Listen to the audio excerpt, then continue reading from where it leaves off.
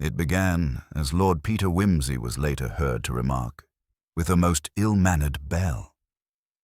The parish bell of St. Agatha's, Allington Parva, a structure so unassuming it seemed to blush at its own steeple, had tolled once, precisely at midnight, though there was neither funeral, wedding, nor watch-night service upon the calendar.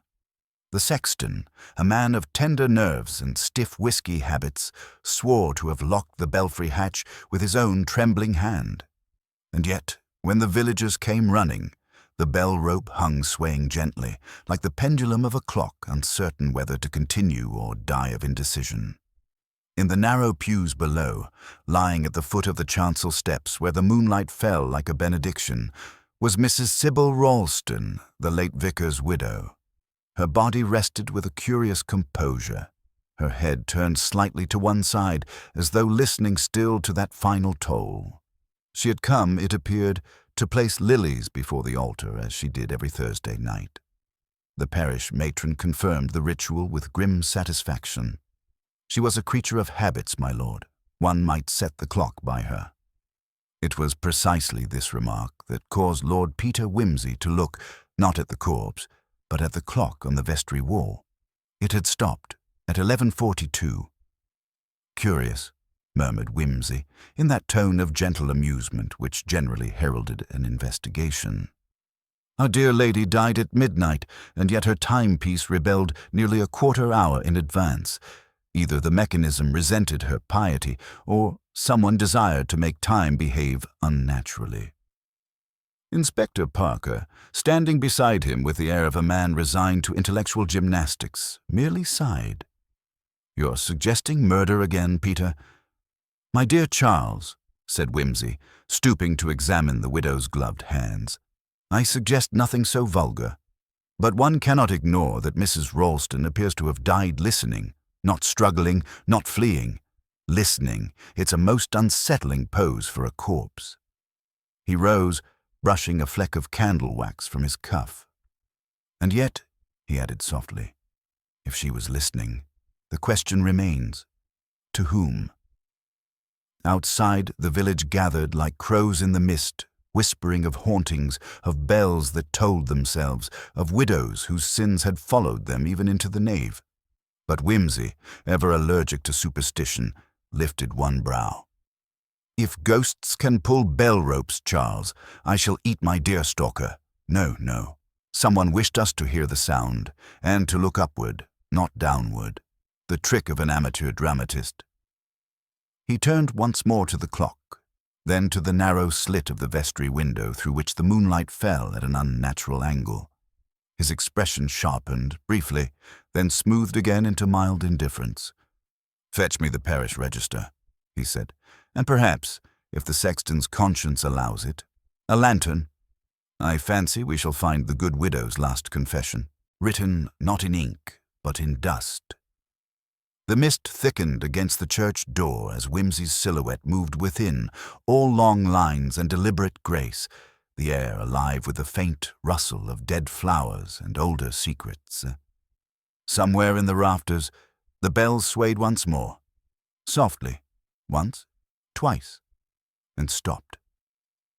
Lord Peter glanced up. "Impertinent indeed," he murmured. "A bell that insists upon punctuation." The following morning found Lord Peter Wimsey installed in the vicarage parlour, an expanse of polished austerity interrupted only by the smell of beeswax and an uncommonly vocal clock. The air held that particular tension which exists only in houses where death has been politely accommodated overnight. Mrs. Frobisher, the parish matron, stood by the mantelpiece with her hands folded in front of her, the picture of pious fortitude. She had been the first to find Mrs. Ralston's body, and already her recounting of the event had taken on the polish of rehearsed sanctity. "I said to her only yesterday, my lord," she began with solemn satisfaction, "that she worked herself too hard, always polishing brass, trimming altar cloths, attending to lilies, never thinking of her poor health. It was her heart, I dare say. A weak heart, such as she had, could not abide the midnight chill." Wimsey, who had been idly studying the reflection of the clock in the window pane, offered a gentle correction. "A curious sort of heart failure, Mrs. Frobisher, that stops the clock before the body. You are certain she was alone when you found her?"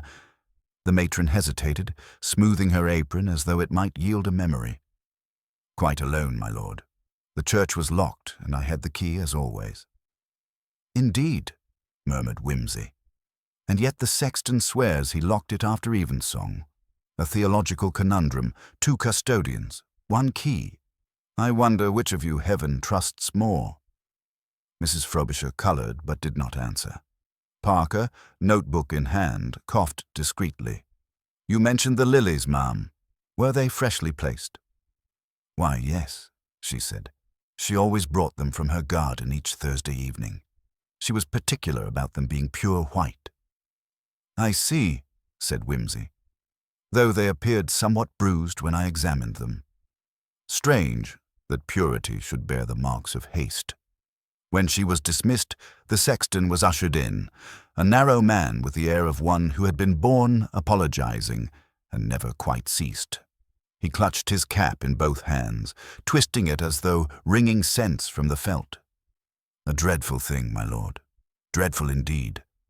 I never knew the bell to ring itself before. Gave me quite the turn." "I imagine it would," said Whimsy, leaning back. "Tell me, Mr. Keating, did you happen to notice whether the rope was damp?" The sexton blinked. "Damp, sir?" "Why, no, though it might have been. What with the fog?" "Ah," said Whimsy thoughtfully. "Fog is a generous accomplice. It hides sins, softens outlines, and provides excuses for both men and bells. You are quite certain you left the tower secure?" "Bolted and latched, sir." "And yet," said Whimsy, "the good widow managed to enter unseen. Unless, of course, she possessed the commendable habit of levitation." The sexton's mouth fell open in mute horror. I gave her a spare key, my lord. Her husband's old one. She said she wished to pray in solitude." "How pious of her," murmured Whimsy. "And you did not think it odd that she should choose to pray precisely at midnight?" "Well, she said her rest came easier after the prayers." Whimsy smiled thinly. "Easier indeed, Mr. Keating. One might say eternal." Next came the organist, a gaunt, moth-eaten fellow named Pritchard, whose long fingers fluttered as though perpetually searching for invisible keys. "You were in the vestry earlier that evening?" asked Parker. "Briefly," said Pritchard. "I came to fetch my umbrella. The rain had begun." "Rain?" said Whimsy. "At 10:30?" "Yes, my lord. Curious. The meteorological office records a clear night." The organist shifted, eyes darting. "Perhaps I am mistaken about the hour." "Perhaps," said Whimsy, "though one suspects you are seldom mistaken about rhythm or timing. You are a man of tempo, after all." Pritchard's lips twitched. "She was a good woman," he muttered. "Too good. Always watching, always correcting. She said I played too heavily, that my hymns lacked grace. God forgive me, but I almost hated her." "Almost?" said Whimsy mildly. "That adverb is most elastic." "I did not harm her," Pritchard cried. "I left before 11. "And the clock in the vestry, did it show the same?" The organist frowned. "No, it had stopped. I remember thinking I should mention it to her." "But you did not?" "No, my lord, I was tired." "Indeed," said Whimsy, "a malady curiously contagious in Allington Parva last night." When he had gone, Parker leaned forward. "You think he's lying?" Whimsy smiled faintly. "Of course. The question, Charles, is about what? Lies are like hymns. They repeat themselves until even the dullest listener detects the refrain. But I am not yet certain of the melody." He rose, crossing to the window. Outside, the churchyard gleamed faintly with frost, and the path to the vestry stood marked with footprints, some deep, some light, some overlapping. "Have those prints been examined?" "The constable took casts," said Parker. "They're muddled, though. Looks like 3 or 4 different people passed that way." "Indeed," said Whimsy. Then we must discover which of them had the courtesy to return. At noon, Mrs. Frobisher reappeared bearing tea. Whimsy, who disliked both interruptions and tepid liquid, took the cup nevertheless and regarded her over the rim. "Tell me," he said, "did Mrs. Ralston entertain visitors?" "Only the curate, Mr. Swithin. He was very attentive, though some might call it overmuch, always offering to assist with her accounts, her correspondence, her grief." "A charitable soul," said Whimsy dryly. "And where might this pastoral Samaritan be found?" "At the rectory, my lord, preparing Sunday's sermon." "Ah," said Whimsy. "Then let us pray he preaches on the wages of sin. He may find the theme distressingly topical." The curate proved to be a pale young man with the tremulous intensity of one who has mistaken guilt for vocation. He received Whimsy and Parker in his study, surrounded by stacks of devotional tracts and a faint smell of damp paper. "A terrible loss," he murmured. "She was a saintly woman. I had spoken with her not an hour before she—" He stopped, pressing a handkerchief to his lips. "Indeed," said Whimsy, his eyes sharpening almost imperceptibly. "At what hour precisely?" "At 11, my lord. She came to the rectory door, most agitated. She said she had remembered something that must be put right at once. She wouldn't say what, only that she would go to the church and leave a note for me upon the altar." "A note?" "Yes, my lord, but none was found." Whimsy smiled faintly. "Then either she forgot to write it or someone found it more convenient to remove." The curate shuddered. "Do you think—" "I think," interrupted Whimsy, "that piety is no protection against curiosity. Tell me, Mr. Swithin, does the bell rope reach the nave floor?" "No, my lord. It stops just above the gallery rail. You'd need to climb the steps to reach it. Then our phantom bell ringer must either have been unusually tall or unusually determined." Whimsy rose, offering his hand. "Thank you, Mr. Swithin. You have been most helpful. I dare say Mrs. Ralston has taken her secret with her, but I fancy she has left us a rather eloquent sermon nonetheless." Back at the church, the mist had begun to lift, revealing the delicate bones of the old tower. Whimsy walked slowly along the aisle, gloved fingers brushing the pews, eyes darting from the altar to the choir loft, to the small patch of floor where the lilies still drooped. "Observe, Charles," he said quietly. "The petals are crushed more on the right than the left, consistent with a fall, not a placement. She did not lay them down.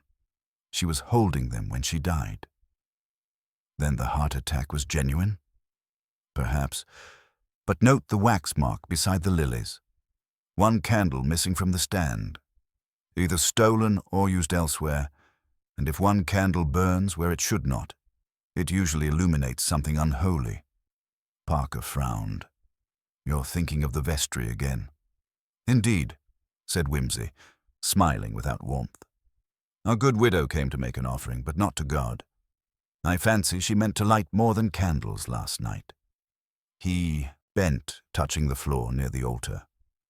"Ash," he said softly. "Not from incense, from paper." He straightened, his expression serene. A confession burned, a clock stopped, a bell rung, all at the wrong times.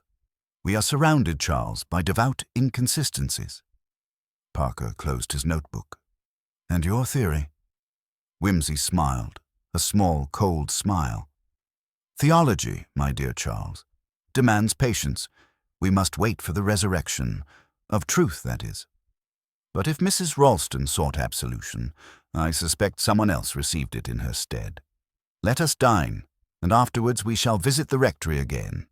I wish to see whether our earnest curate knows how to tell time, or merely how to waste it." And with that, Lord Peter walked out into the noon light, whistling under his breath a cheerful tune that sounded, most oddly, like a requiem played in a major key. By late afternoon, the air in Allington Parva had acquired that damp, resigned chill peculiar to English villages when scandal lingers longer than sunlight. Lord Peter Wimsey, who preferred his mysteries well aired and his tea intolerably strong, had commandeered the vestry for further inspection, much to the sexton's visible unease. A dustcloth had been spread over the widow's accustomed chair, the faint imprint of her weight still discernible upon it. Wimsey stood beside the old oak desk, tracing a gloved finger along its surface where faint grey ash clung like the residue of a forgotten letter. A woman intent on destruction seldom chooses the vestry for the purpose, he mused. Too much symbolism. If one seeks to burn the past, a hearth would serve better than holy ground. Parker, crouching by the hearth itself, held up a small brass seal he had found wedged beneath a cracked tile.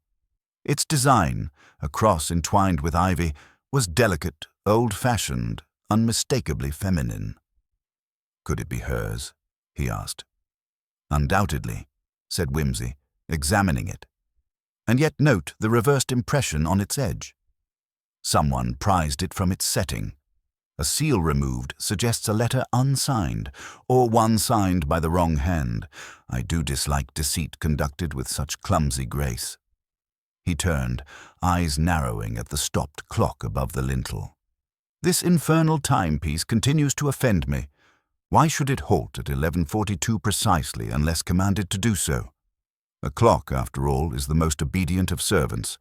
It stops only when instructed or murdered. The sexton, summoned once more, shifted from foot to foot as though his conscience had grown too large for his boots. I told you all I know, my lord. The tower was locked, the keys accounted for. Yes, said Wimsey, and yet this particular key— He held up a small iron specimen recovered from the widow's reticule. Appears to open the vestry door, though it was cut for the rectory gate. Someone's been tampering with ironmongery, Mr. Keating. A habit more suited to burglars than to widows. The man looked stricken. Perhaps she had it altered at the smithy. Perhaps, said Wimsey, but then why disguise its purpose? The wards have been filed smooth on one side, a curious form of modesty, wouldn't you say? The key that unlocks too many doors must eventually betray its master. A soft tread echoed behind them. The curate, pale and harried, had arrived unbidden, clutching a sheaf of papers. I found these among Mrs. Ralston's hymnals, he said. They're drafts of the church accounts. She kept meticulous records. Wimsey accepted the pages, scanning them lightly. Meticulous indeed. Too meticulous. Every penny documented, except one withdrawal from the parish fund, marked only with an initial. An S. Your own, perhaps, Mr. Swithin. The curate flushed. I reimbursed it later. It was for a parish child, a sick girl. I swear it was charitable.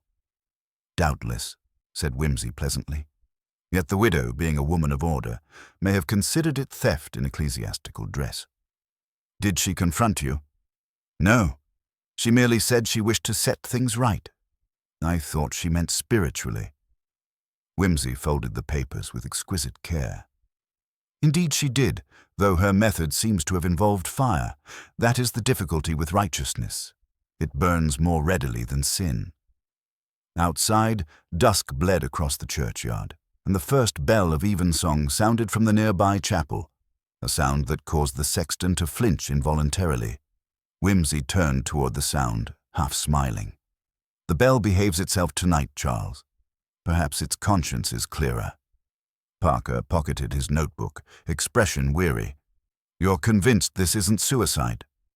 My dear fellow, when a woman burns papers before dying and rings her own requiem, one must credit her with either remarkable coordination or posthumous assistance. And since Mrs. Ralston, by all accounts, was meticulous even in fainting, I incline toward the latter. They crossed to the rectory again as twilight deepened. In the curate's study, Wimsey paused before a small brass-framed photograph upon the mantelpiece. It depicted Mrs. Ralston and her late husband, the Reverend Clement, in earlier days. He a man of benign austerity, she already pale and watchful, as though waiting for an apology that never came. She was 20 years his junior, said Parker quietly. inherited the vicarage after his death. No children.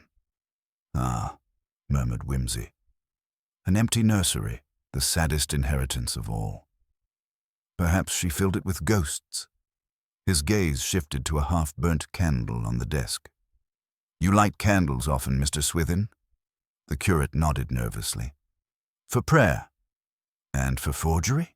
Whimsy inquired. This wax matches that found beside the altar. One might infer that your prayers were not entirely devotional. The young man's face crumpled. I only wished to spare her shame. She discovered the discrepancy in the accounts and insisted on confessing to the bishop. I tried to stop her, to explain, but she was hysterical. I followed her to the church. Ah, said Whimsy softly. So you did follow her. And then? She said she had written a statement, that she would burn it after reading it aloud before the altar.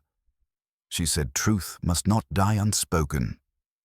And yet it did, murmured Whimsy. Did you see her burn the paper? Yes. She dropped it into the candle flame.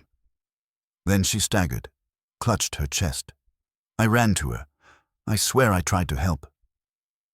Whimsy's gaze was mild but unsparing. You rang the bell. I thought if I could summon help, but the rope was out of reach. I climbed onto the gallery, but my sleeve caught the pulley. The bell tolled once. I swear it was an accident. An accident, repeated Whimsy quietly. How very Anglican.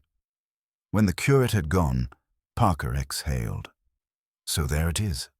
Guilt, panic, an accident. Case closed. Whimsy gave him a look of affectionate pity. Charles, you are like a constable at a conjurer's show. You clap when the handkerchief disappears, never noticing the dove up the sleeve. Did it not strike you as odd that our pious youth remembered the bell rope's height so precisely when he claimed earlier to have forgotten the hour of rain? Parker frowned. You think he's lying again? He's lying beautifully. The poor creature rehearsed his confession overnight. Unfortunately, he neglected to rehearse his soul. Whimsy leaned against the desk, lighting a cigarette. He said she dropped the paper into the candle flame, yet he described the ash as falling to the floor. That would require a downward draft, impossible in still air, unless the candle stood low, perhaps upon the vestry desk. But the wax I found was near the altar step. He altered the scene to conceal movement, his, not hers. Parker glanced toward the darkening window. Then he killed her. Oh, not intentionally. I dare say he meant to seize the letter from her hand, to stop her from reading it aloud. The shock, perhaps a push, perhaps merely fear, was sufficient. She collapsed, the flame caught the paper, and he, in his trembling piety, thought only to erase what he had caused. But the clock, Charles, the clock he forgot. When he touched it to check the time, he upset the mechanism, stopping it. Hence our frozen minute of truth. Whimsy dropped the cigarette stub into a tray, his tone almost regretful. It is always the small gestures that betray us. They left the rectory in silence. The path to the church gleamed faintly with frost again, and Whimsy paused halfway to gaze at the tower. You see, Charles, we have nearly our pattern. A widow intent on confession, a curate terrified of exposure, a bell rung by guilt rather than ghost. But something yet eludes me. A note mentioned, a seal removed. She meant her truth to survive him, and perhaps it has. He turned abruptly toward the graveyard, where the earth was newly disturbed beside the vicar's tomb. The lilies she brought were not fresh, you remember. They were taken from another bouquet. I should like to know where she plucked them. Kneeling, he brushed away soil near the stone's base and revealed the edge of a tin box, half buried. Inside, beneath damp envelopes, lay a single folded sheet, unburnt but smoke-stained, bearing the faint mark of the ivy-encircled seal. Whimsy read silently, eyes unreadable. Then he closed the box and stood, his breath misting in the cold. She left her absolution where it would be safest, from both heaven and man. Tomorrow, Charles, we shall let the curate read his sermon. Then we shall show him what the widow truly meant by confession." He smiled faintly, the expression of a man who pitied both sin and stupidity, and as they walked back toward the vicarage lamps, the single bell above them stirred once more, not in ghostly protest, but in weary acknowledgment. Whimsy looked up, listening. "You see, Charles? Even iron learns remorse eventually." The morning broke cold and colorless, as though the village itself wished to draw no attention to the previous night's discoveries. Frost clung to the churchyard grass like powdered glass, and the bell tower loomed with the stubborn indifference of stone that had seen too much and chosen silence. Inside the vicarage, Lord Peter Wimsey took breakfast with a kind of lazy precision, dissecting his boiled egg with surgical delicacy, while Parker read aloud from the Morning Post. "The bishop's secretary confirms he will arrive this afternoon to conduct a formal inquiry," said Parker. "I dare say young Swithin will not relish that conversation." "Nor should he," murmured Wimsey. "The church is rarely merciful when confronted with sin committed in its own vestibule. Still, our friend the bishop is a man of admirable digestion. He will probably approach the scandal with both grace and kippers." He folded his napkin and stood, stretching like a cat who had remembered that existence, though tedious, is occasionally diverting. "We must visit the church once more, Charles. There is something about that clock that refuses to keep proper company with time. It offends my aesthetic sense." Parker sighed, accustomed to following his friend through labyrinths of reasoning that began in trifles and ended in revelation. When they entered St. Agatha's, the air was bitter, smelling of wax and cold stone. Wimsey walked the length of the nave, pausing occasionally to inspect insignificant things. A bent nail on the choir stall, a smudge of soot near the altar rail, the faint impression of a heel mark in the flagstone beside the vestry door. "You see, Charles," he said quietly, "the problem with crime conducted by amateurs is that they forget the world has texture. Each act leaves a dent somewhere, however soft the intention." He crouched to examine the mark more closely. "This is not a woman's heel, nor the sexton's. Too narrow, too modern. The curate's, perhaps, or an interloper's." Parker knelt beside him. "Could someone else have entered that night?" "Not impossible," said Wimsey, "but inconvenient. One must always decide whether a complication is an error or a clue." He rose and crossed to the pulpit stairs, running his hand along the railing. Dust displaced here, too. Someone stood halfway up, watching, perhaps, or waiting for the bell to ring. He paused, then added with dry amusement, "One wonders whether the Almighty accepts spectators at confessions." They moved into the vestry, where the stopped clock awaited them like a patient demanding diagnosis. Wimsey opened the glass face and examined the mechanism, his expression one of mild distaste. Tampered, of course, a fine scratch along the brass, likely caused by a nail or pin inserted hastily. That would stop it instantly. Our curate's trembling hands again, I suppose. One clumsy gesture to confirm time of death without knowing it. He replaced the cover and stepped back. Yet there's a refinement to his panic. The rope, the bell, the clock, all gestures of alarm disguised as accident. Guilt improvising theatre. Quite touching in its way. Parker, leaning against the wall, said, "He'll confess soon enough when the bishop arrives." Wimsey smiled faintly. "Confession is rarely the truth, Charles. It is merely an edited edition of fear. I should prefer the original manuscript." They were interrupted by Mrs. Frobisher, bearing an expression of offended sanctity. "Begging your pardon, my lord, but the curate is quite beside himself. He says he must see you at once. He's in the rectory study, praying and, well, muttering." Wimsey nodded. "Excellent. When men begin to mutter, truth tends to slip out between the words. Lead the way, Mrs. Frobisher, and pray do not faint if he chooses to add theatrics. I am told remorse is an energetic performance." At the rectory, Swithin sat hunched over his desk, hands clasped as though expecting divine arrest. The morning light filtered through the frosted glass. gave his face the pallor of old parchment. "My lord," he began tremulously, "I cannot bear it any longer. I lied to you yesterday." "Splendid," said Whimsy. "I find lies most useful once properly identified. Do go on." "I said she meant to burn her confession, but it wasn't so. She meant to deliver it to the bishop himself. She accused me. She said I had taken the funds deliberately. I tried to reason with her, but she was beyond reason. I thought, God help me, I thought if I could destroy the letter before she gave it to him, I might spare us both. But I never found it." "And so you assumed it burned," said Whimsy evenly.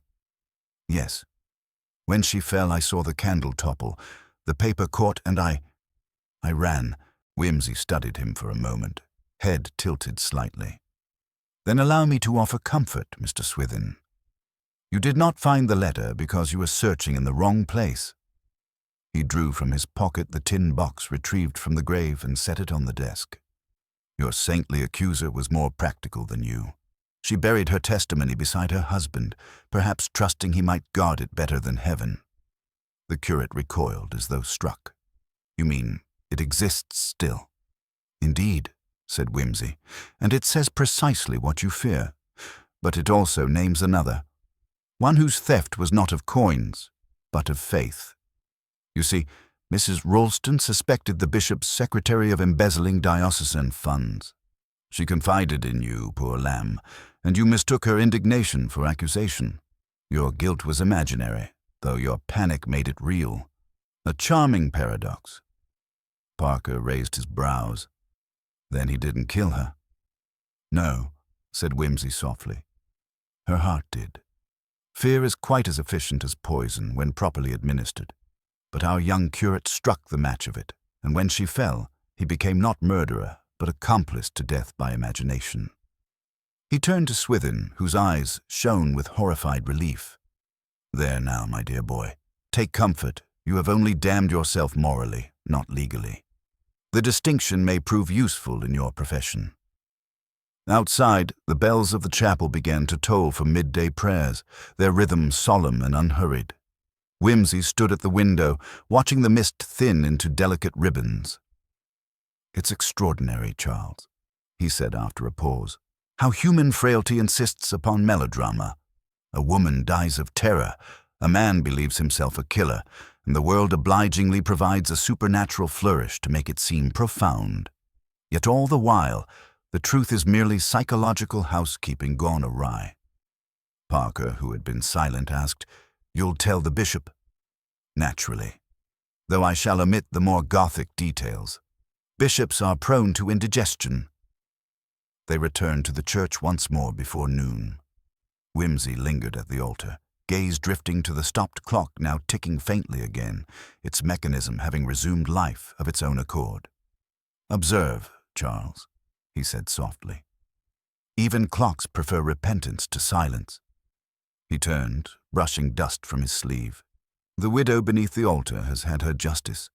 Let us see if the living can endure theirs." As they stepped out into the churchyard, a soft wind stirred the frost from the gravestones, and Whimsy, pausing beside Mrs. Ralston's resting place, removed his hat with quiet formality. "A pity," he murmured. "She longed for truth and received it, like most truths, too late to enjoy the applause." Parker watched him for a moment, uncertain whether the remark was reverent or sardonic. Then Whimsy replaced his hat and smiled faintly. "Come along, Charles. There's nothing more morbid than virtue unattended by irony. And I should like to be back in town before London remembers to have weather." They walked away down the narrow path, the sound of their footsteps fading beneath the slow toll of the bell. For an instant, Whimsy glanced over his shoulder at the tower, and his eyes softened with something like pity. "I dare say," he murmured half to himself, "that even heaven prefers a little logic now and then." Then, with his hands thrust deep into his coat pockets and his collar turned up against the wind, he began whistling, a bright, careless tune that echoed oddly against the stone walls, cheerful as sunlight in a graveyard. The bishop's carriage arrived punctually, its black lacquer gleaming with ecclesiastical propriety beneath the grey November sky. The village children, sensing the weight of ceremony, gathered in small knots near the churchyard gate, whispering about ghosts and the wicked curate who prayed too loudly. Inside the vicarage drawing-room, Lord Peter Wimsey sat languidly in a wing-back chair, his long legs crossed and an unlit cigarette poised between two fingers, like a punctuation mark awaiting inspiration. The Bishop of Norchester entered with the solemn efficiency of a man accustomed to moral catastrophes in indifferent weather. His eyes, cool and intelligent, surveyed the room before settling on Wimsey. "I am informed, Lord Peter, that you have taken rather a vigorous interest in our unfortunate affair," he said. "An occupational hazard, my lord," replied Wimsey pleasantly. "I collect crimes as others collect etchings, admiring the composition, deploring the execution." The bishop gave a small frown that might have been amusement. "The curate has confessed to grave errors of judgment," he said. "Yet there remains confusion about the deceased's intention and the missing document. You claim to possess some knowledge on the matter." "A trifle," said Wimsey. "One prefers to tidy loose ends before they trip the unwary." He produced the tin box and placed it on the table. The bishop regarded it as though it might explode. "Mrs. Ralston," Wimsey continued, "was a woman of formidable conscience and theatrical flair. Finding corruption in her beloved parish, she sought both expiation and exposure. She prepared a written confession, not of her sins but of ours, and, fearing interference, buried it beside her husband's grave for safekeeping. The curate, misinterpreting her intention, believed himself accused and, in his panic, frightened her to death. The rest was melodrama. A bell rung by accident, a clock stopped by trembling fingers, and a village quick to believe in devils where only folly resided." The bishop sighed, his face a study in ecclesiastical weariness. "You suggest, then, that no crime was committed?" "No crime, my lord," said Wimsey softly. "Only the usual catalogue of human absurdities. Pride, fear, moral vanity. The police may stand down. The Almighty will continue his inquiries privately." The bishop bowed his head for a moment, perhaps in prayer, perhaps in diplomacy. "You will, of course, surrender that document to me." "Willingly," said Wimsey, handing it over. "But may I recommend a discreet reading?" Mrs. Ralston was as sharp with adjectives as with theology. Her opinion of diocesan bookkeeping might prove injurious to delicate digestion. The bishop allowed himself the shadow of a smile. "You are a curious man, Lord Peter." "Only in the sense that curiosity is my vice," Wimsey replied. "A manageable one, provided it is indulged regularly." When the bishop had gone, Parker closed the door behind him with a sigh of finality. "So that's it, then. The curate will be reprimanded, the church will hush it up, and everyone will pretend the widow died of holiness." Wimsey stretched, lighting his cigarette at last. "Precisely. Respectability, my dear Charles, is the English substitute for redemption. It tidies away everything inconvenient and leaves only the scent of lavender." He rose, pacing toward the window. The frost had melted, revealing the damp earth of the churchyard, and a solitary figure knelt by the Ralston grave. The curate, head bowed, lips moving in silent contrition. "I almost pity him," Parker said quietly. "He looks broken."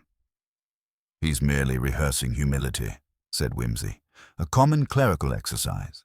In time he'll mistake it for sincerity, and all will be well." He blew a stream of smoke toward the ceiling. "Still, I admit, there's something tragic about it. To frighten someone to death by trying to save one's own conscience. It's very English, don't you think? We prefer our sins subtle and our punishments psychological." The church clock struck noon, its tone clear now, no longer burdened by the hesitations of guilt. Wimsey turned back to the room, his eyes bright with a kind of detached melancholy. "Do you know, Charles, I think Mrs. Ralston would have enjoyed the irony of it all. She longed to expose hypocrisy, and in dying, She revealed it more thoroughly than any sermon could. The parish will remember her as a martyr of moral order. No one will mention that she died because she was right too soon. Parker smiled faintly. And you, Peter? What will you remember? Ah, said Wimsey. I shall remember the clock. It stopped, you see, at precisely the moment when truth hesitated.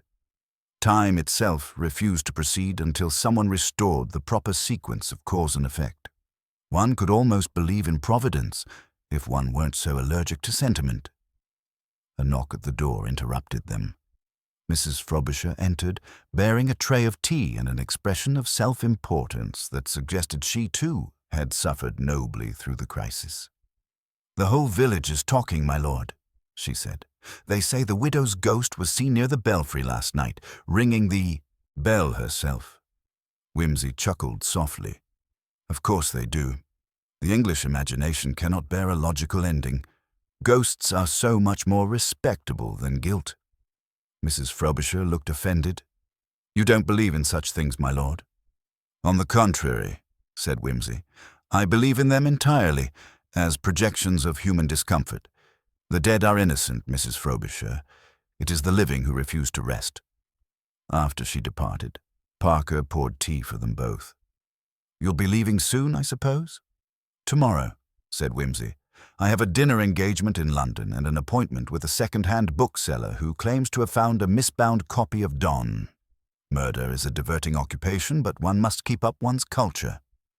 He sipped the tea and grimaced. "Good heavens, this is ghastly. You'd think a nation built on tea could produce it drinkable." Parker smiled. "Perhaps it's the vicarage water."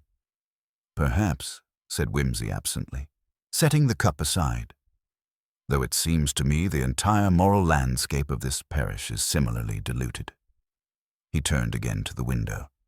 The curate had gone, leaving only a single lily on the grave, a white bloom bruised at the edges.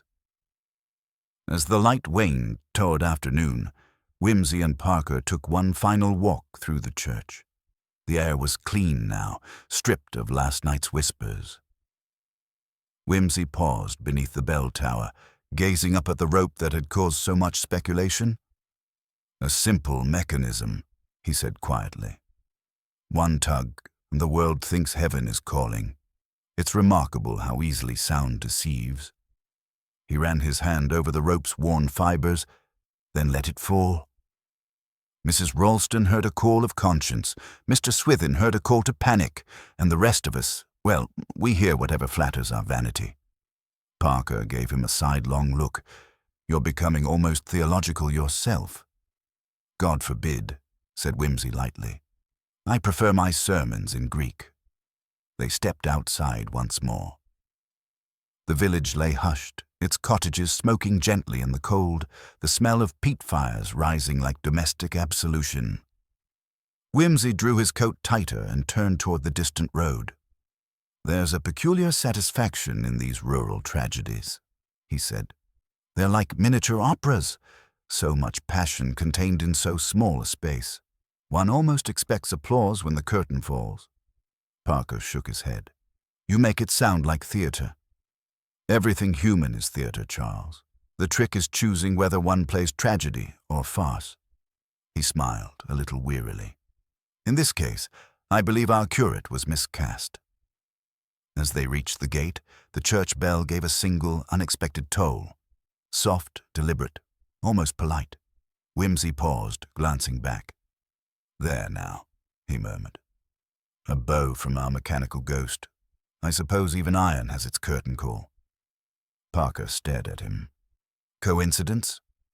"No. Inevitability," said Wimsey. "The universe likes symmetry. It rings once for the dead, once for the living, and once more for the fool who notices." He turned away, his breath misting in the air. "Come along, Charles. There's nothing left to deduce and everything to forget." As they walked toward the waiting car, the village behind them resumed its cautious peace, the church standing still against the pale sky. And though Wimsey did not look back again, the faint echo of the bell followed them down the lane, one final punctuation mark in a sentence that had already been elegantly concluded.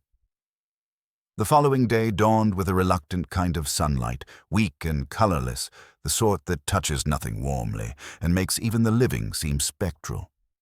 Allington Parva, having exhausted its appetite for scandal, returned to its routine as though nothing of consequence had happened. The butcher's boy whistled down the lane again, and Mrs. Frobisher was seen polishing her brass doorstep with renewed ferocity, determined, one suspected, to erase any trace of moral contagion. Yet the air still carried that faint metallic tang of unease, as if the church bell had left an echo upon the mist that refused to disperse. Lord Peter Wimsey, unhurried as ever, was found in the vicarage study packing his gloves and cigarette case into a small travelling bag, humming a tune of improbable cheerfulness. Parker sat across from him, hat on his knee, looking weary and faintly amused. "You seem uncommonly buoyant this morning, Peter," he remarked. "One might almost suppose you enjoyed exercising the conscience of a parish." "Enjoyed?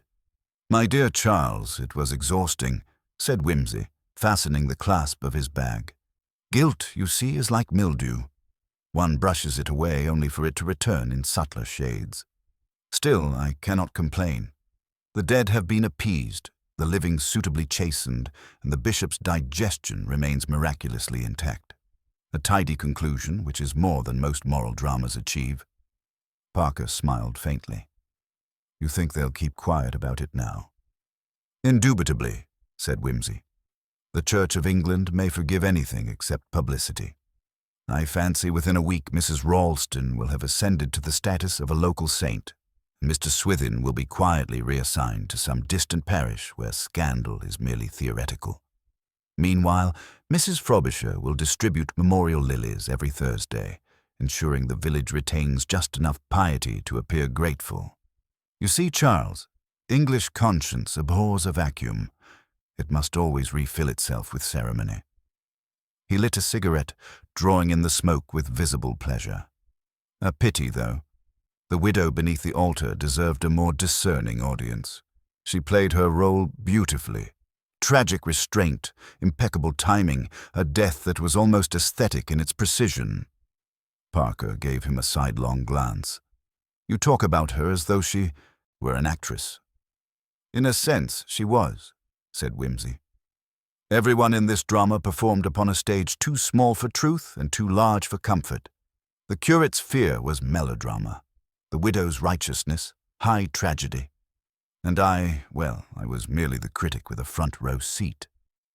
They left the vicarage shortly after breakfast, the frost crunching beneath their boots. The path to the station wound past the churchyard, where the grave still bore its temporary wooden cross. Wimsey paused before it, removing his hat with a gesture half respectful, half ironic. "Sleep well, madam," he murmured. "Your parish has forgiven you for being inconveniently honest." Parker, watching him, said quietly, "You really do pity her, don't you?" "Pity," said Wimsey, replacing his hat. "Not precisely. I admire precision, even when it manifests in self-destruction. Mrs. Ralston's death was the perfect expression of moral arithmetic. She subtracted herself to restore balance. One cannot help admiring such mathematical elegance." He began walking again, cane tapping lightly against the cobblestones. "Still, I confess I shall miss the bell. Its insolence suited my temperament." At the small village station, the porter tipped his cap with exaggerated solemnity, as though bidding farewell to a man who had personally wrestled evil into submission. Wimsey returned the gesture with genial indifference and settled into a corner of the waiting room while Parker purchased the tickets. The room smelled faintly of coal dust and damp wool, and a single calendar on the wall bore the wrong date, a small imperfection that seemed to please him. "Observe, Charles," he said when Parker returned. "Time continues its rebellion. Even the station clock refuses to conform. Perhaps it took lessons from St. Agatha's." Parker laughed. "You'll be seeing clocks in your sleep." "Not unlikely," said Wimsey. "One learns more about humanity from their clocks than from their confessions. Both reveal how badly people wish to control time." The train arrived with a wheeze of steam and they boarded, finding an empty compartment near the rear. For a while, neither spoke. The countryside slid by, fields glistening under pale sunlight, cottages shrinking into distant smudges. Wimsey watched the landscape as one might watch a performance's final act, his expression serene but inwardly restless. "You know, Charles," he said at last, "there's a curious poetry in rural crime. It's never quite evil, merely inefficient virtue. City crimes are straightforward, greed, lust, ambition. But here, everything is tangled with morality. People sin in the name of righteousness and repent in the name of vanity." Parker smiled. "You sound almost cynical." "On the contrary," said Wimsey, "I'm positively sentimental about it. The English village is the perfect stage for hypocrisy. Everyone plays their part with such charm." He leaned back, closing his eyes. "If I ever die of anything, it will be from an overdose of propriety." They stopped at a small junction for a water, and Wimsey, stretching his legs on the platform, noticed a vicar reading the morning paper. The headline mentioned the bishop's inquiry, but contained not a word about Mrs. Ralston's letter or the curate's near collapse. "Ah," said Wimsey softly, "see how swiftly morality evaporates when exposed to daylight. The world forgets everything except what it can sentimentalize." He rejoined Parker in the carriage. "Soon they'll raise a new altar cloth in her honor, embroidered perhaps with lilies. The bell will ring again next Sunday, properly timed and entirely unrepentant." Parker glanced up from his newspaper. "And you'll move on to another mystery?" "Naturally. Life, after all, is an endless series of bad rehearsals for better crimes." By the time the train reached London, the afternoon had dimmed into a pale fog. Wimsey stepped onto the platform with visible relief, breathing in the city's familiar chaos, the rumble of carriages, the cries of porters, the sharp tang of coal smoke mingled with optimism. "Civilization," he declared, "where wickedness is at least efficient." Parker laughed quietly. "You prefer your sinners organized?" "Of course," said Wimsey. "Disorder is unforgivable." They parted at the station, Parker bound for Scotland Yard and Wimsey for Piccadilly, where a waiting Daimler stood like a punctuation mark at the end of a sermon. As the car moved through the London streets, Wimsey leaned back, letting the noise and motion wash over him. Yet his thoughts, against his will, drifted back to the church at Allington Parva, the pale widow on the stone floor, the frozen clock, the single toll of the bell. It was not sentiment, precisely, but a kind of aesthetic melancholy, the recognition of a pattern completed. "She wanted to be remembered," he murmured. "And she will be, though not as she imagined. Perhaps that's justice, though justice, like art, seldom pleases its subject." He smiled faintly to himself, half in irony, half in weariness. That evening, in his flat overlooking Piccadilly, he poured a glass of brandy and sat at his piano, playing a few soft, wandering chords that seemed to echo the toll of the bell. Bunter, entering discreetly, placed the Evening Post on the table. "A letter from His Grace's office, my lord," he said. Wimsey opened it lazily. The bishop's secretary wrote to express gratitude for his invaluable assistance, and enclosed as a token of appreciation a small ivory cross that had belonged to Mrs. Ralston. Wimsey held it up to the light. "Ah," he murmured, "a souvenir of penitence. Charming." He set it on the mantel, next to a collection of curiosities. An ancient coin, a faded photograph, a single chess piece carved from bone. "You know, Bunter," he said, "every case leaves behind its relic. The church has its saints. I have my sinners. It's practically the same collection." When Bunter withdrew, Wimsey sat for a long while in the half-dark, the city hum fading into the distance. Outside, Big Ben struck 8, and he smiled faintly at the precision of it. "At least some clocks," he said softly, "still know their place." Then, with a sigh that was almost content, he reached for his notebook and wrote, in neat, slanted hand, Allington Parva, the widow beneath the altar, a death by conscience, a resurrection by error. Morale, never trust the pious with arithmetic. He underlined it once, closed the book, and let the silence settle again. Somewhere far off, a bell sounded through the fog, distant yet familiar, and Lord Peter, eyes half closed, murmured, "Impertinent thing, it follows me everywhere." The next morning found Lord Peter Wimsey and his club, seated beneath a monstrous painting of a naval engagement that appeared to have ended in mutual embarrassment. The Times lay folded beside his plate, unread, while he toyed with a slice of toast in the distracted manner of a man whose thoughts had already left the table. The events at Allington Parva, though concluded to official satisfaction, lingered in his mind like a melody unfinished. Something about the widow's final gesture, the letter buried beside her husband, refused to settle neatly into its moral compartment. He had seen too many deaths tidied away by committees of conscience to trust the neatness of this one. "You're brooding, Peter," said Parker, arriving late and slightly harried, brushing frost from his coat. "Don't tell me the rural air infected you with sentiment." Wimsey smiled faintly. "Sentiment, no. But one develops allergies to closure, Charles. The bishop's office telegraphed again this morning. Apparently Mrs. Ralston's letter has gone missing." Parker froze mid-motion, his coffee spoon poised. "Missing?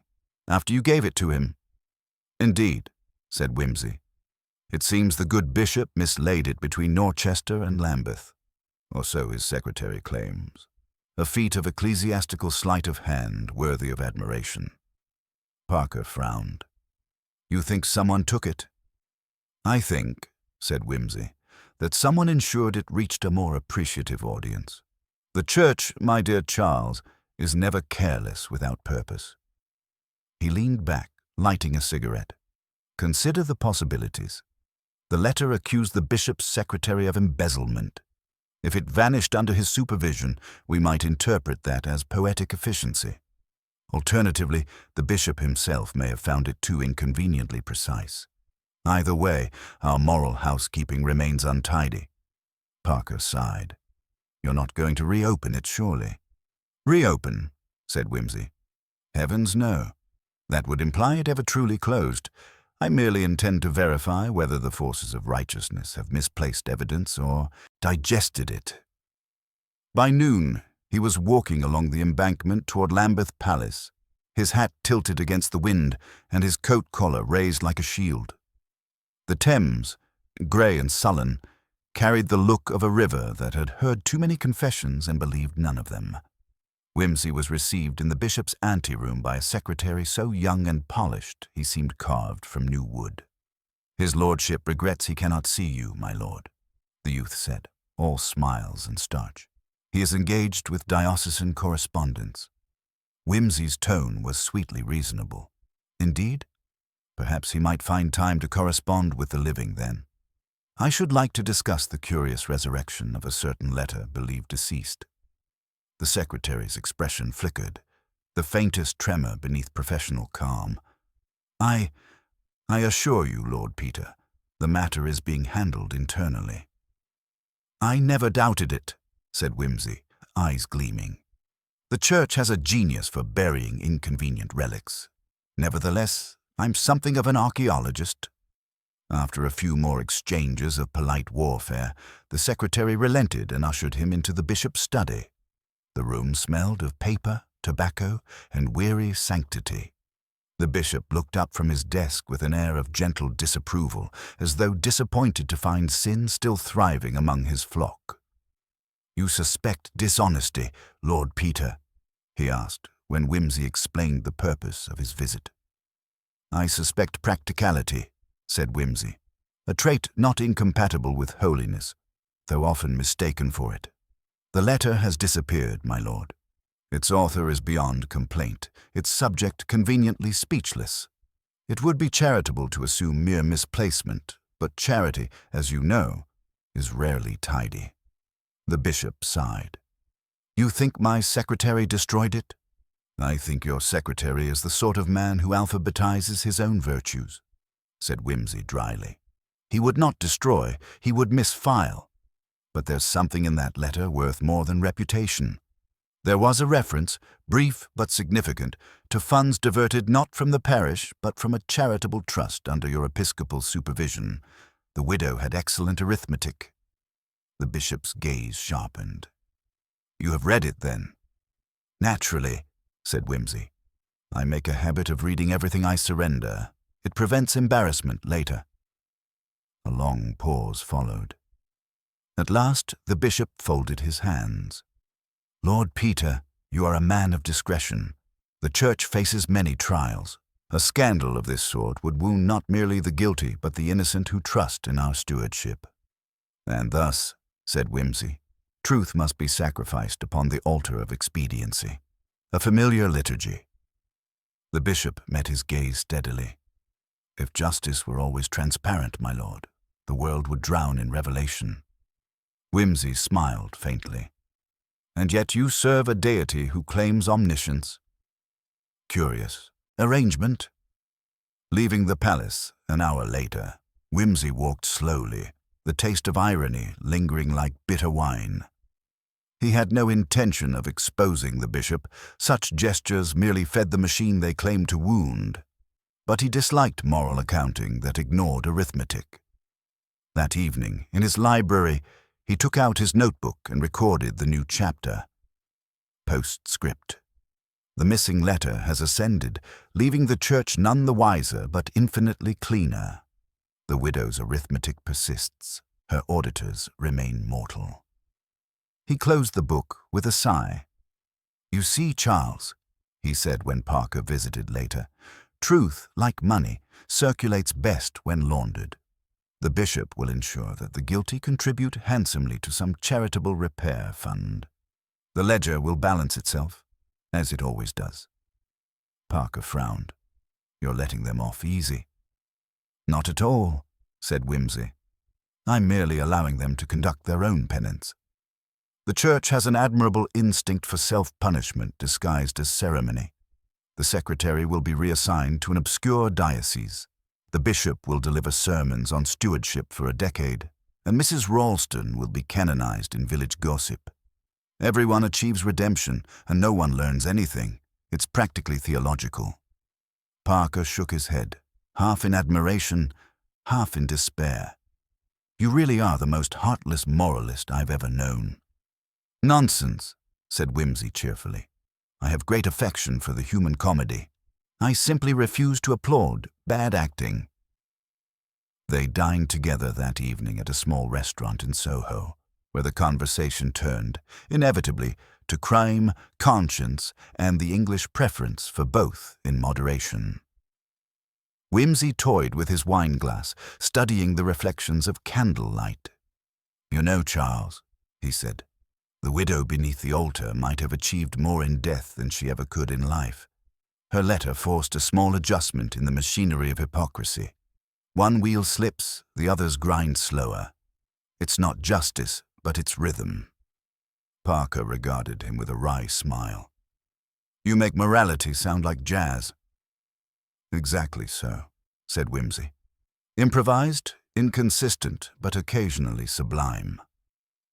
When they stepped out into the fog, the air smelled faintly of rain and coal smoke.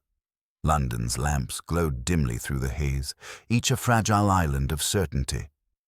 Whimsy pulled on his gloves and looked toward the Thames, invisible beyond the roofs. "Strange thing, Charles. Every case leaves behind an echo. I find myself listening for bells again." Parker chuckled. "You'll never escape them." "Perhaps not," said Whimsy softly. "Perhaps one doesn't escape conscience. One merely learns to time it." They walked in companionable silence for a while, the sound of their steps lost in the hum of the city. At last, Whimsy added, "If you should ever hear that bell again, Charles, do be certain it's merely mechanical. Otherwise, we shall both be obliged to pray." Parker laughed aloud, "And that would be a miracle in itself." Whimsy smiled, a flash of amusement in the fog. "Indeed. But even miracles, when properly examined, are only puzzles awaiting their solution. They parted at the corner, and Whimsy walked on alone, his figure dissolving gradually into the mist. Somewhere above the rooftops, a distant bell began to toll, not ominously, but with a kind of weary grace. One measured strike for each deceit forgiven, each truth postponed. He paused, listening, and then, with that peculiar gentleness which was half irony and half understanding, murmured to the empty street, "You're punctual again, my impertinent friend." Then he turned his collar up, whistled softly, and disappeared into the London fog, the echo of the bell following like an old companion who had at last learned discretion. London had a way of absorbing the extraordinary until it seemed no more than a misplaced errand. By the end of the week, the matter of Allington Parva had been reduced to a whisper in Whimsy's correspondence, a small column of neatly folded paper tucked between discussions of art auctions and cricket. Yet, for all his flippant ease, something in him remained preoccupied. One evening, he found himself standing before the fire in his flat, turning the small ivory cross that the bishop had sent him over and over in his fingers. It was delicately carved, faintly warm to the touch, and, though he would have denied it, carried a trace of the churchyard chill from which it came. Bunter, entering with the evening tray, paused when he saw his master's expression. "You're thinking, my lord," he said quietly. "A dangerous occupation." Whimsy smiled faintly. "Observant as ever, Bunter, I find myself haunted by arithmetic. Not the bishop's, not even the widow's, but my own. I solved a puzzle, yes, but one can't help wondering whether solving it meant something was left unsolved. That's the trouble with conscience. It multiplies like decimals." Bunter placed the tray down with his usual precision. "May I remind your lordship that ghosts of conscience are best exercised with dinner?" "Indeed," said Whimsy, "but conscience, like indigestion, seldom obeys appetite." He ate mechanically, reading letters by the glow of the fire. One envelope, unsigned, bore only the seal of a lily pressed in wax. Inside was a short note written in a hand he did not recognize. "The bell still rings." Not all confessions were buried. It was unsigned, the paper faintly scented with lavender. He read it twice, then folded it neatly and placed it beside the cross. "Curious," he murmured. "Either our curate has developed literary tendencies, or the dead have discovered stationery." Parker, arriving later that evening, found him thus occupied. "Another admirer?" he asked dryly. "In a manner of speaking," said Whimsy. "Posthumous correspondent, perhaps. This village of ours seems unwilling to sleep quietly." Parker examined the note. "A prank, surely?" "Possibly," said Whimsy. "But one should never underestimate English superstition, particularly when combined with stationery supplies. I wonder who still has reason to write in Mrs. Ralston's name." The next morning brought an answer of sorts. The morning papers carried a brief notice of the sudden death of the bishop's secretary, one Mr. Howard Greaves, who had succumbed, according to reports, to a fall upon the palace stairs. The tone of the announcement was decorous, the details non-existent. Whimsy read it with mild surprise, then turned the page to the theatre listings. "Providence moves swiftly," he remarked.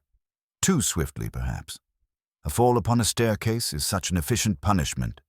It smacks of editorial intervention." Parker frowned. "You think it wasn't an accident?" "Accidents," said Whimsy, "are merely events whose logic we've yet to identify." By noon he was again at Lambeth, his curiosity disguised as condolence. The palace was in disarray. The young assistant, now handling correspondence, received him with red eyes and trembling hands. "Terrible, Lord Peter," he whispered. "Mr. Greaves was the kindest man. They say he slipped, but there was no reason for him to be near the west stairs at that hour." "Indeed," said Whimsy. "Perhaps he was seeking enlightenment." The assistant blinked. "He was carrying papers, my lord." Important ones. They weren't found. Whimsy nodded sympathetically, concealing the flicker of satisfaction in his eyes. The widow's letter, perhaps, he murmured when alone. So the bell tolls again, and for a worthier sinner this time. That evening, back in his flat, he examined the note once more. Not all confessions were buried. The handwriting was firm, deliberate, not feminine, but carefully disguised. Someone, he said aloud, has decided that Mrs. Ralston's ghost deserves an encore. He poured himself a drink and stared into the fire. "The letter's gone again, Charles," he said when Parker arrived. "And now the secretary is dead. Coincidence demands a better scriptwriter." Parker leaned against the mantel. "You think someone killed him for the letter?" "Killed? Perhaps. Or frightened him as thoroughly as the widow was frightened. Fear, as we know, is a highly contagious weapon." He turned the ivory cross over in his fingers again. "I told the bishop once that clocks reveal human vanity. Perhaps crosses do as well." 2 days later, a small parcel arrived by messenger, bearing no sender's name.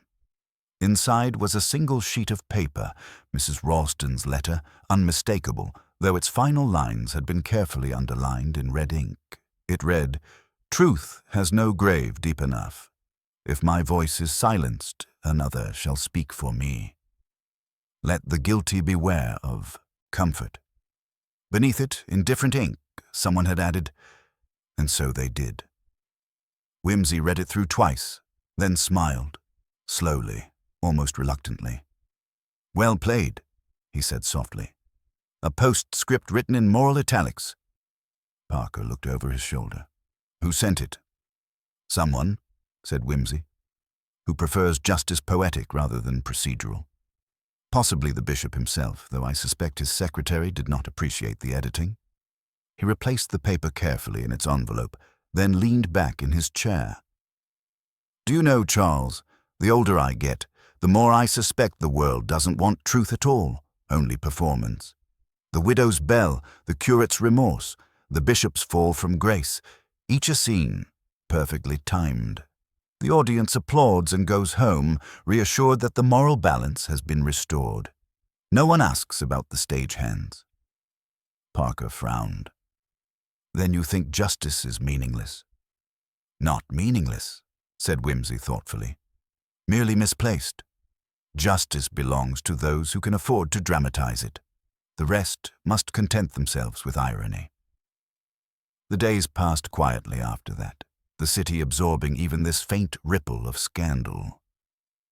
Yet late one night, as Whimsy returned from a concert, he heard from a nearby church the low, deliberate toll of a single bell. It was not St. Agatha's. This was London, after all, but something in the sound carried that same note of weary inevitability.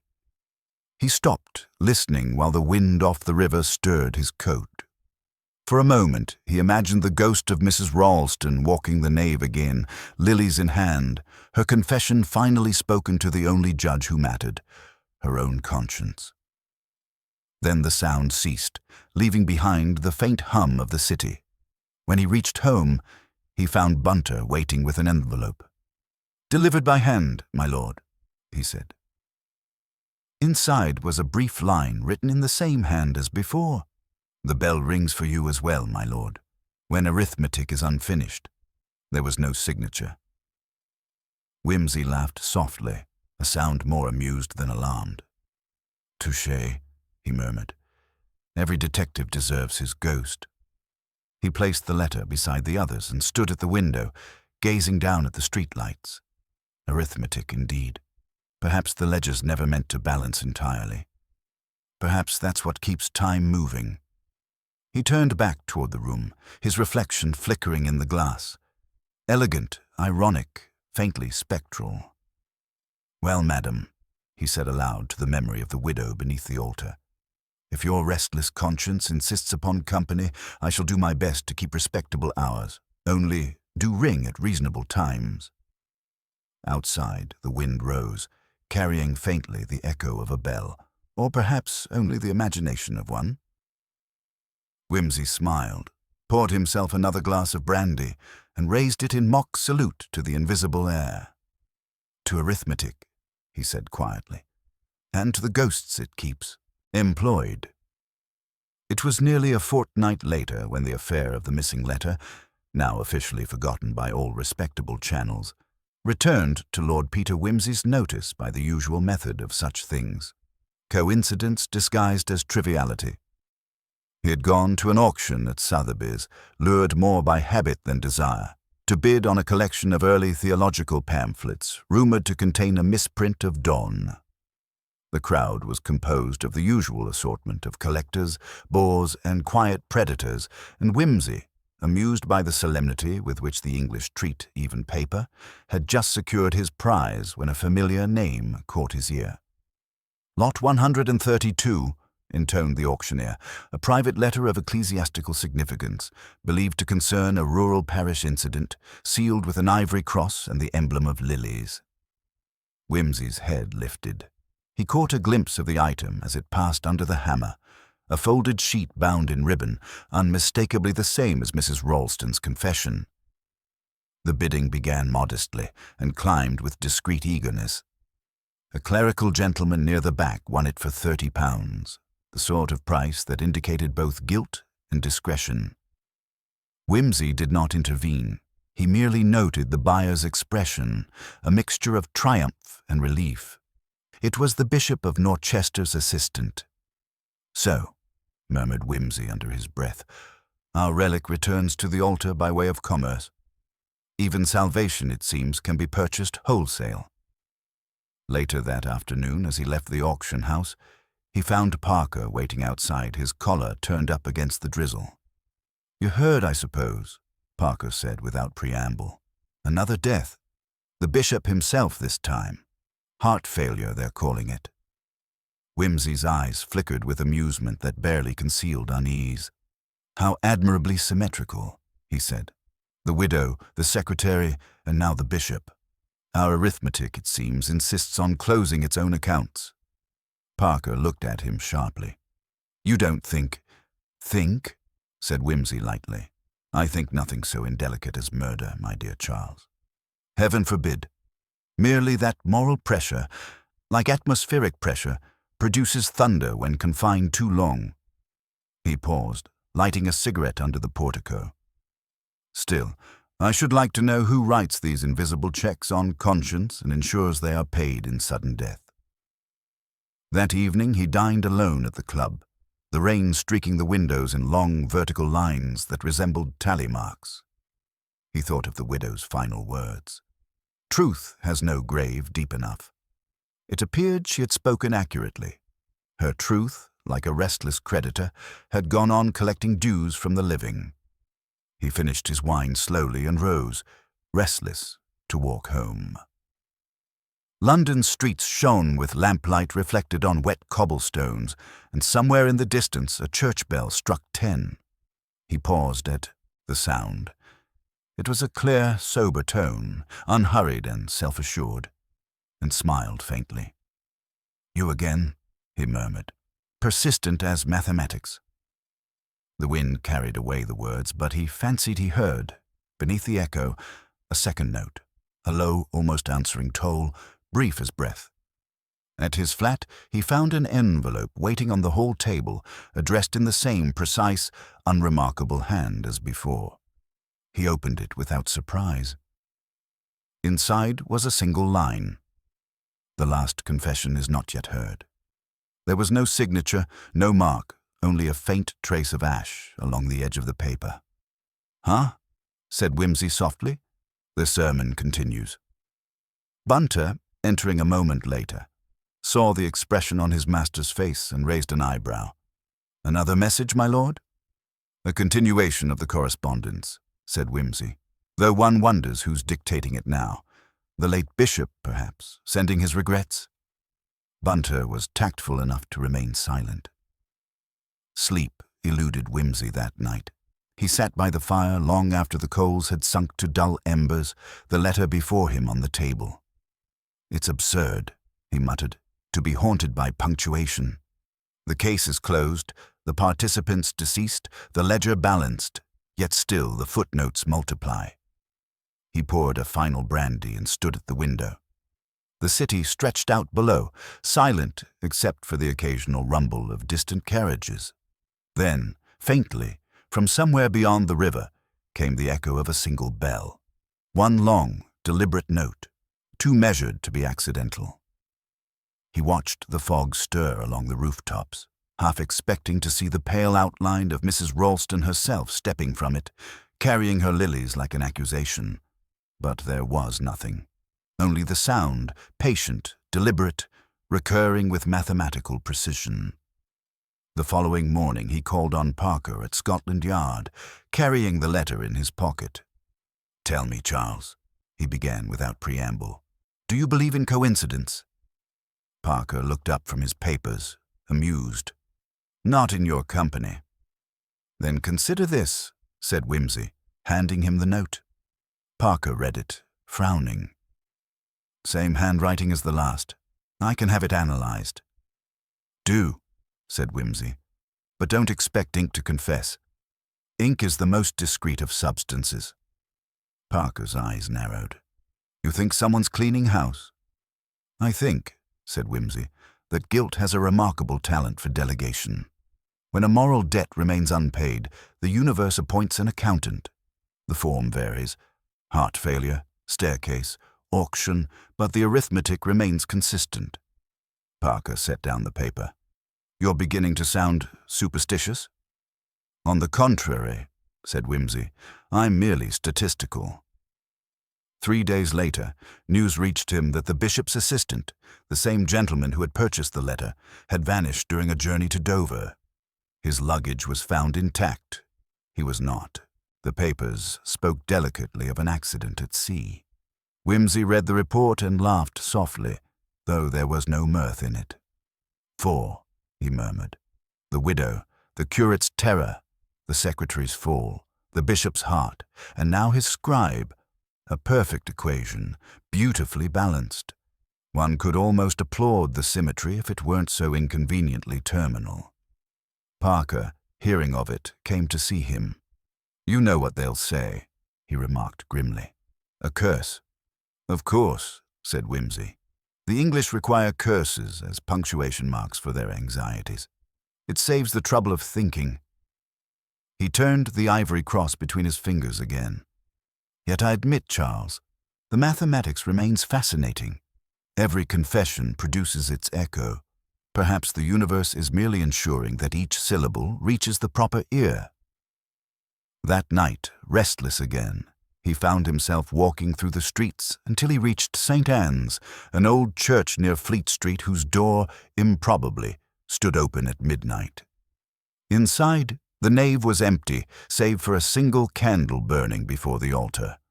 The air smelled faintly of damp stone and lilies.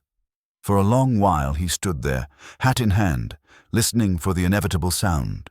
It came, soft but distinct, a bell, distant yet intimate, tolling once, then twice, then silence.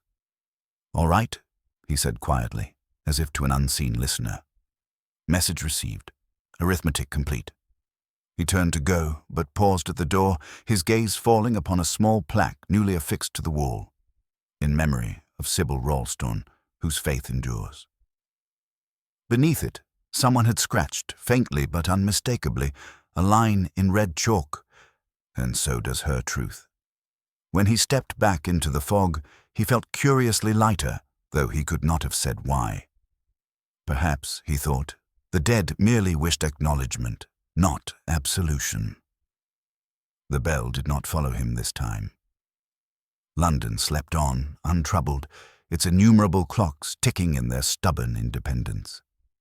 Reaching his flat, he placed the ivory cross in a drawer, locked it, and said aloud with a weary smile, "There, madam. Rest easy." The hours struck. Then, without further ceremony, he went to bed, leaving the city to its silence, the bell to its rest, and the arithmetic, at last, to balance itself. The weeks that followed were uneventful, or so they appeared to anyone but Lord Peter Wimsey. To all outward measure, life had resumed its civilized equilibrium. Scotland Yard had filed away its reports. The newspapers had replaced moral tragedy with parliamentary scandal, and London's clocks ticked obediently once more. Yet beneath that polished rhythm, Whimsy detected something uneven, a faint, recurring pulse, like an echo that refused to die. He felt it in the silence of his study, in the hum of his motor car, in the slow, deliberate chime of Big Ben across the rooftops at night. It was not fear exactly, nor even curiosity, but a sensation he disliked, unfinished symmetry. He caught himself one afternoon staring at the ivory cross again, which lay now beside his inkstand as though mocking him with serenity. "I should send you back to Norchester," he muttered. "You'd make a fine relic for a diocese that worships neat conclusions." But the thought of posting it away felt almost indecent, as though one does not post a conscience.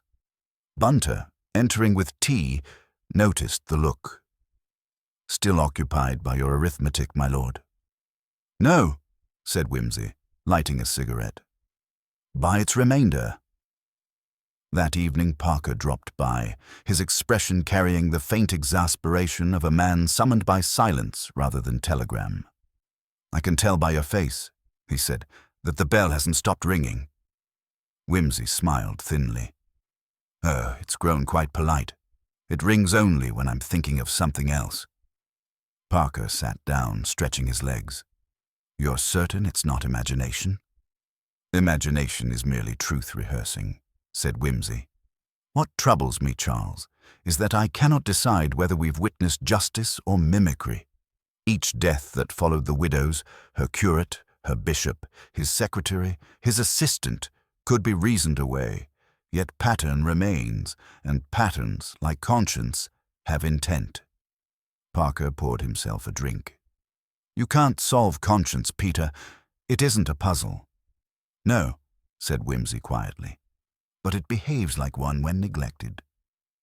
They talked late into the evening, tracing the chain of deaths like scholars annotating a forgotten verse. Parker argued coincidence, Whimsy precision. "If it were coincidence," said Whimsy, "it would at least have the decency to vary its rhythm. But look, each death follows discovery. The widow finds corruption and dies. The secretary hides it and falls. The bishop conceals it and collapses. The assistant restores it to silence and vanishes. Cause and effect, repeated in liturgical order. It's almost mathematical." Parker frowned. "You're suggesting some unseen hand." "Not unseen," said Whimsy. "Merely unacknowledged.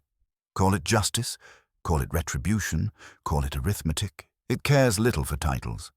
I merely dislike being an accidental participant." Parker studied him quietly. "You mean you think it's not finished with you?" Whimsy's smile was faint, tired, ironic. "My dear Charles, vanity would tempt me to think so, but guilt, alas, is a less distinguished motivator." After Parker left, Whimsy found himself pacing the flat. He told himself it was restlessness, but in truth he was listening. The city murmured below, carriages passing, voices indistinct, and through it all, perhaps in imagination, perhaps not, the faint toll of a bell, once, twice, 3 times. He laughed softly. "You're persistent, madam," he said aloud, "but repetition dulls the effect. Try a new motif." The clock on his mantel struck midnight, and with its last chime, something within him steadied. He sat down and began to write. Not a confession, but an accounting. Line by line, he set down the events as they had unfolded.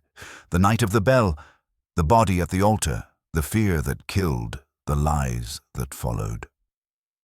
When he finished, he signed his name and slipped the pages into an envelope addressed to no one. "There," he said, "for the file that never closes." He placed it in the drawer beside the cross, shut it, and turned the key. The following morning dawned clear for the first time in weeks. Whimsy took it as an omen, though whether of relief or reprisal he could not have said. He breakfasted lightly, dressed with care, and announced to Bunter that he intended a walk through the park. "Shall I accompany you, my lord?" asked Bunter. "Not today," said Whimsy. "One ought occasionally to test whether the world continues in one's absence." He left his hat on the rack and went bare-headed into the sharp autumn air. The streets were bright with fallen leaves, crisp underfoot, and he walked aimlessly, letting thought drift. Somewhere between Hyde Park Corner and Knightsbridge, he heard it again. The bell, faint but distinct, ringing from no visible tower. He stopped, half amused, half irritated. "You're punctual as ever," he murmured. "But what precisely do you want?" There was, naturally, no reply. Only the sound, dying as it came, leaving the world curiously still. That night, Parker returned unexpectedly, carrying the latest edition of the Times. "You've made the papers again, Peter," he said, half smiling. "An anonymous benefactor has endowed a memorial fund in Mrs. Ralston's name for the restoration of country churches. The bishop's diocese is to administer it." Whimsy's eyes lit with dry humor. "So that's where the money went. How perfectly circular. The church redeems itself with the proceeds of its own guilt." He sipped his wine, thinking, "I suppose that's the true conclusion, then. Every sin, every confession, every tidy death, transmuted into philanthropy. England will always prefer its redemption endowed." Parker leaned forward. "And you? Are you satisfied?" Whimsy looked at the window where the fog pressed like an old ghost. "Satisfied," he said softly. "No, but reconciled, perhaps. Arithmetic, Charles, demands balance, not comfort." He rose, moving toward the piano, and began to play, slow, deliberate chords that echoed faintly through the flat, haunting in their precision. "You see," he said, "I think Mrs. Ralston understood something neither the bishop nor I quite grasped. That guilt is immortal, but can be civilized. Each generation dresses it differently, bells, letters, memorial funds. But it never dies. It simply acquires better manners." Parker smiled faintly. "And what about you?" Whimsy's fingers paused on the keys. "Oh, I've no guilt," he said lightly. "Merely an excessive appreciation for irony."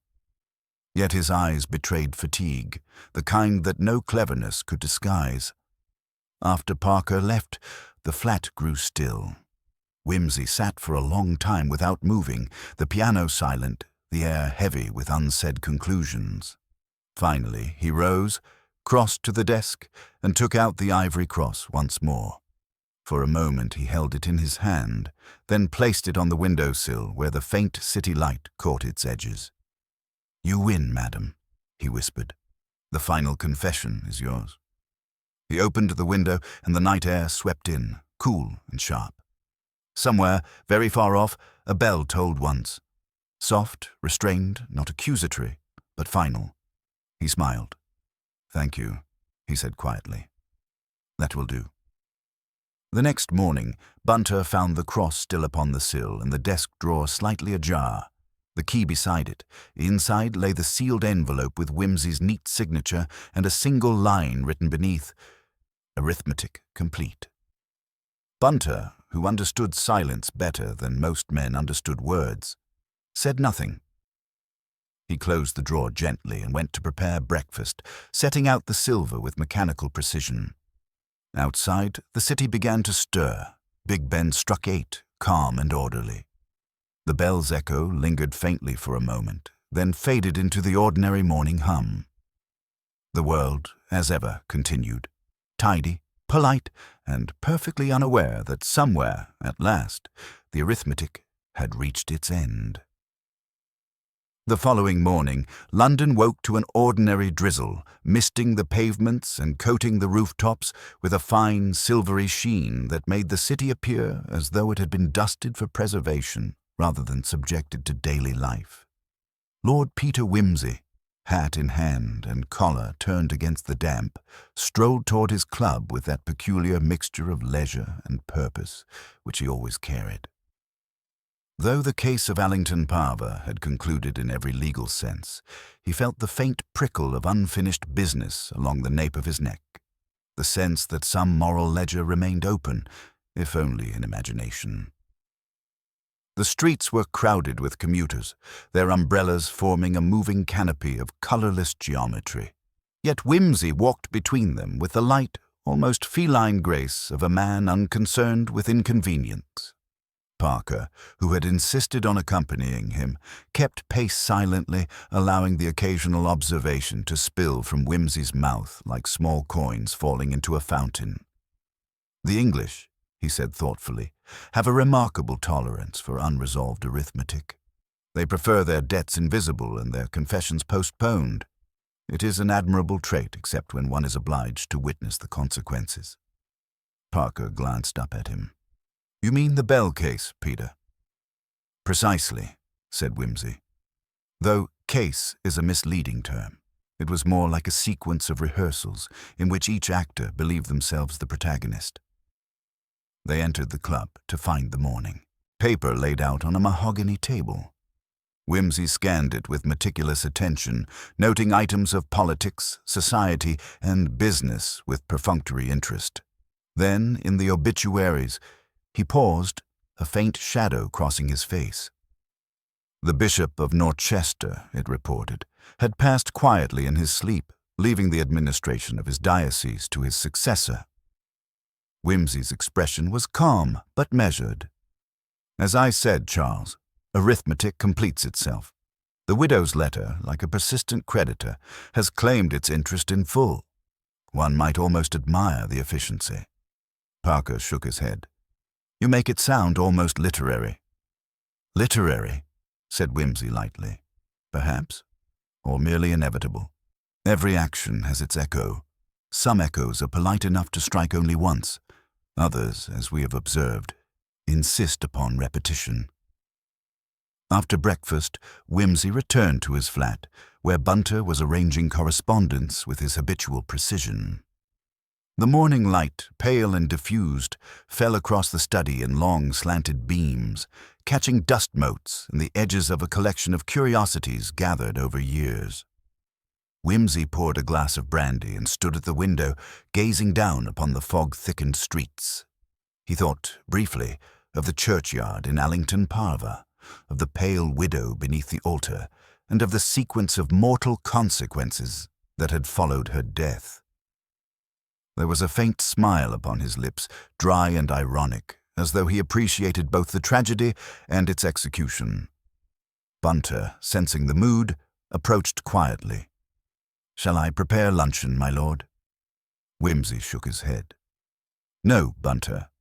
I require solitude, if only to observe the arithmetic at rest. Sometimes one must wait for the silence to affirm the calculations." Hours passed with little more than the ticking of clocks, the occasional tram rattling past the window, and the faint murmur of distant voices. Whimsy wandered among his books, fingers brushing spines, pausing to lift a volume here or there, examining inscriptions and marginalia. Each seemed to speak to him of the persistence of human curiosity, the inevitability of consequence. He thought of the letter, of the ivory cross, of the faint line of red chalk that had appeared months ago in the church of St. Anne's. And so does her truth. He poured another glass of brandy, swirling it in the light, considering that the widow's conscience had exercised a reach far beyond mortal expectation. "One cannot help but admire her," he murmured. She understood, better than most, that a confession, properly timed, may outlive its author. Late in the afternoon, Parker returned, slightly flushed from the rain and the chill. "You look content, Peter," he said. "Or resigned?" Whimsy smiled faintly. "Neither, Charles. Content implies satisfaction. Resigned suggests despair. I am merely aware that the arithmetic, as it were, has reached equilibrium. That is all." He gestured toward the fireplace, where the ashes of yesterday's coal still glimmered faintly. "Observe, too, that balance persists even in the smallest things. Fire, like conscience, seeks its level. Too much heat, it destroys. Too little, and the hearth grows cold. Equilibrium is the measure of all outcomes.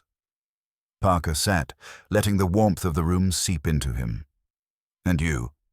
Do you feel the case is closed?" "Closed," said Wimsey. "Not at all. I merely acknowledge that no further intervention is required. The pattern has fulfilled itself.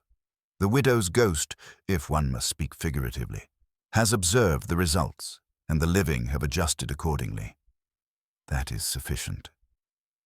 Evening descended slowly, the city lights glimmering through mist, casting reflections on the pavement like fractured constellations. Wimsey poured himself a final brandy, then walked to the window to watch the world settle into its usual rhythm. Somewhere far off, a church bell tolled softly, polite and measured, neither accusing nor indulgent.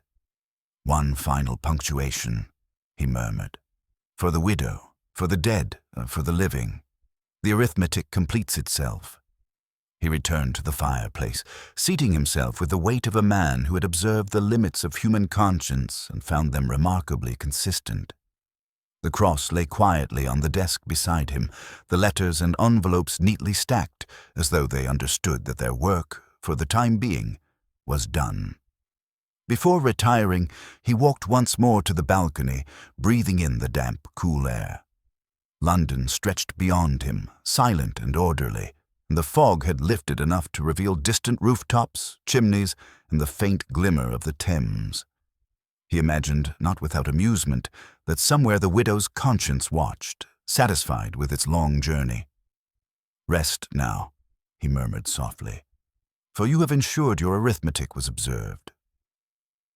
Inside, the flat was warm, quiet and orderly, the kind of space where reason and reflection could exist without interruption. He poured himself one last glass of brandy, then set it down with careful deliberation, and finally, with that mixture of irony and gravity that always marked his departures, he extinguished the light. Outside, the city continued, unaware of the conclusions reached in a quiet flat above Piccadilly, the faint toll of a distant bell echoing only to those inclined to listen. Wimsey's final thought before sleep claimed him was a simple acknowledgment of the sequence that had unfolded. The widow beneath the altar, the panicked curate, the fallen secretary, the absent bishop, and the unseen hand that had orchestrated the final correspondence, all had played their parts with astonishing precision. "Order is preserved," he murmured. "Consequence has been satisfied. Arithmetic complete." The city slept, London's pulse undisturbed, clocks ticking in indifferent harmony, the fog dissipating into a night of quiet civility. And in that stillness, Lord Peter Wimsey allowed himself at last a faint, ironic smile, knowing that the moral ledger was closed, the bell had tolled, and the arithmetic, if ever it had truly needed observing, had been fulfilled in full measure. The following morning broke with a thin, pallid light that barely penetrated the London fog, lending the city a spectral serenity that seemed entirely appropriate for reflection. Lord Peter Wimsey, as always, was awake early, moving through his flat with deliberate care, noting the alignment of books on shelves, the placement of his papers, and the quiet weight of the ivory cross upon his desk. Bunter was already at work, arranging the breakfast tray with meticulous precision, his movements steady and unhurried as though to remind the household that life continued regardless of mysteries concluded. Wimsey poured himself a cup of tea and sipped it absently, eyes tracing the play of light on the window pane, where the mist curled in faint, elegant spirals.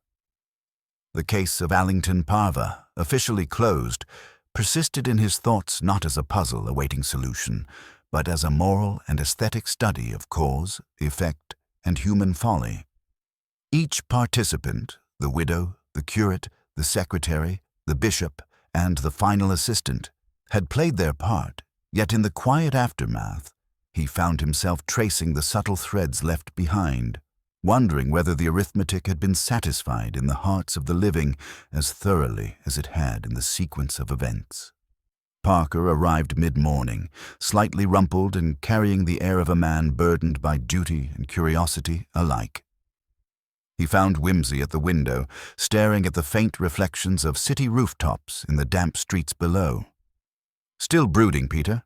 he asked. "Not brooding," said Whimsy, "merely observing the persistence of consequence. The arithmetic of Allington Parva continues to resonate, even absent living witnesses. One could almost say that truth, once set in motion, seeks its own audience." Parker frowned. "You mean the bell, the letter, the deaths?" "Precisely," said Whimsy. Each element, though seemingly independent, formed a continuum, a demonstration of cause and effect that even the participants scarcely recognized. The widow's intention, though thwarted in life, was realized in death, and the living responded as one might expect, with fear, guilt, and meticulous adjustments to preserve their consciences. Humanity, in its peculiar wisdom, often performs penance without realizing it. By mid-afternoon, Whimsy and Parker had walked once more through the quiet streets of London, observing the careful order of commerce and residence, the predictable rhythms of daily life juxtaposed against the extraordinary events of a country parish months past. Whimsy paused at the edge of a small square, the mist curling around his boots. "You see, Charles, the city itself is indifferent to morality. It observes only consistency. Actions taken are measured not by justice, but by their capacity to disrupt equilibrium. The widow's confession was precise, her fear contagious. The subsequent events followed in proportion. One might call it divine arithmetic, or merely human." Parker, leaning against the rail, nodded slowly. "And you? Where do you fit in this arithmetic?" "I am an observer," said Whimsy lightly. "A compiler of facts, a reader of human tendencies. One might call me a clerk of consequences. My satisfaction lies not in judgment, but in understanding. That is sufficient." Returning to his flat, Whimsy took a moment to examine the items that had accumulated from the series of events. The ivory cross, the letters, the envelopes, and the faint traces of ash that had survived the months. Each was a relic of precision, a mark of human conscientiousness and error, perfectly preserved in miniature. He held the cross between his fingers and turned it in the light. "A remarkable little object," he murmured, "that has outlasted the panic, the fear, and the errors it witnessed. It has seen more truth than most men will encounter in a lifetime." He placed it back on the windowsill and, taking up the final letter, read the line once more. Arithmetic complete. The simplicity of the words belied the complexity of the sequence they commemorated, and for a moment he allowed himself a rare acknowledgement of satisfaction. The afternoon waned slowly, and with it the light grew weak, spilling across the rooftops in grey, disheveled streaks. Whimsy walked to the piano and played a few measured chords, the notes echoing faintly into the quiet flat, resonating with the meticulous order of thought and reflection he so often prized. Parker watched him, noticing the rare serenity that had settled over his friend. "Do you ever tire of it, Peter?" he asked quietly. "The puzzles, the human foibles, the consequences that follow?" Whimsy's eyes flickered to the window, to the street below, and to the distant steeples where faint echoes of bells might still toll. "Tire?" he said slowly. "No, Charles. One grows accustomed, perhaps, to the rhythm.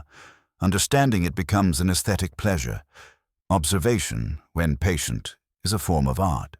The folly of mankind is but the medium."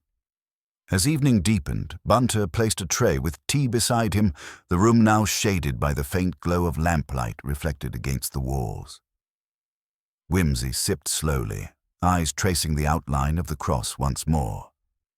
"There is a beauty in closure," he murmured, "even when that closure is measured, meticulous, and performed in the silent spaces between life and memory.